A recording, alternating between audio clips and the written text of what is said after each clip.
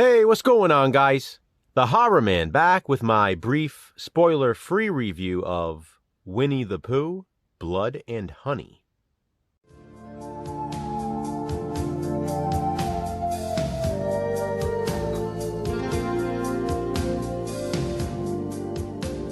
Winnie the Pooh, Blood and Honey is set to be released on February 15th, 2023, here in the US. That's about 2 weeks away. But I was fortunate to be able to check out an early screener.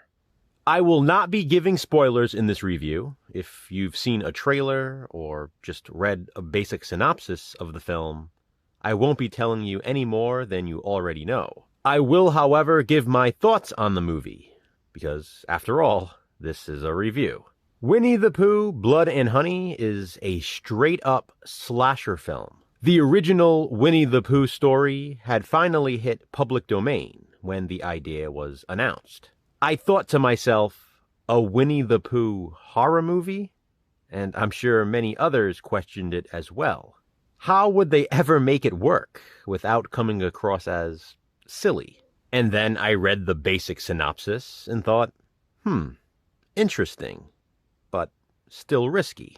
Then they released some publicity stills, and I thought, damn, this looks promising.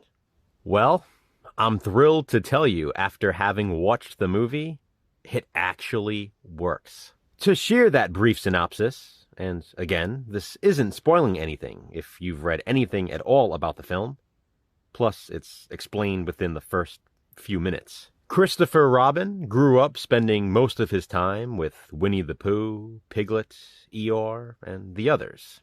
He promised he'd never leave them, and they'd play together forever. But he breaks his promise when he grows older and goes away to college. This leaves his old friends in an awful living situation. The harsh conditions leave them bitter, and they make a pact to seek revenge. But it is not just from Christopher Robin they want justice. It is the entire human race. 5 years later, Christopher Robin returns to the 100-Acre Wood with his soon-to-be wife, Mary, to introduce her to his old friends. He knew no one else would believe him, but with Mary being his fiancée, he wants no secrets between them. Meanwhile, a group of young women are spending their vacation in the 100-Acre Wood, one of whom is still dealing with the trauma of a home invasion. And this should go without saying, with this being a slasher film, the characters are killed off one by one. Pooh and Piglet are on a rampage of revenge in Winnie the Pooh, Blood and Honey. Let me say this, and I don't mean this as an insult, so any of you sensitive Sallies out there can just cool it. If you don't find entertainment in Winnie the Pooh, Blood and Honey, you probably might want to reconsider whether or not you're a slasher fan. It's just a shut-off-your-brain, by-the-book slasher movie, and it's so much fun. I absolutely love the opening animation, and I'll leave it at that. The narration during that scene is fantastic. I really like the storyline of Christopher Robin abandoning Winnie the Pooh and the others. I thought it was clever when I first read the synopsis when the movie was announced. And despite my hesitations, like I said, it works. I love the look of Winnie the Pooh and Piglet too. Yes, I rhymed on purpose. Seriously though, they look awesome. I really like the use of honey and the honey pails in the film. I won't go into any more detail about that. The characters are actually decently likable. Most of them anyway. Despite the movie's short runtime of only an hour and 24 minutes, we do get enough character development.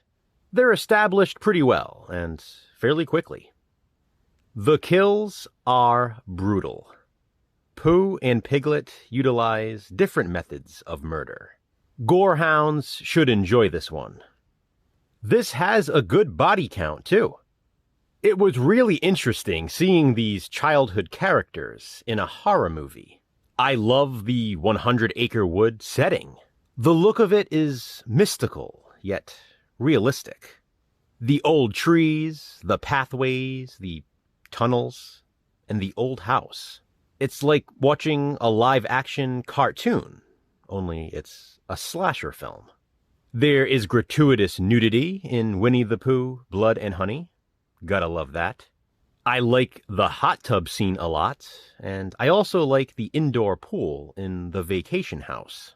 It's worth mentioning that the movie hasn't even officially been released yet, but a sequel has already been greenlit due to its anticipated success. Apparently, the studio loved what they saw, and were ready to invest in more. I can see that too. The ending sort of sets up for a continuation. Ultimately, I'm extremely impressed with the movie. I went into this one wanting to like it, so my expectations were sort of high. Even still, I enjoyed Winnie the Pooh, Blood and Honey way more than anticipated. It almost has no business being as good as it is. Of course, I'm saying this as a huge slasher fan, and if you are one as well, you should love Winnie the Pooh, Blood and Honey. I absolutely cannot wait to own this on Blu-ray. Will you be checking it out when it's released in 2 weeks? If so, what are you expecting from it? Comment below and let me know. Thanks for watching, guys. Hit that thumbs up and, be kind, subscribe.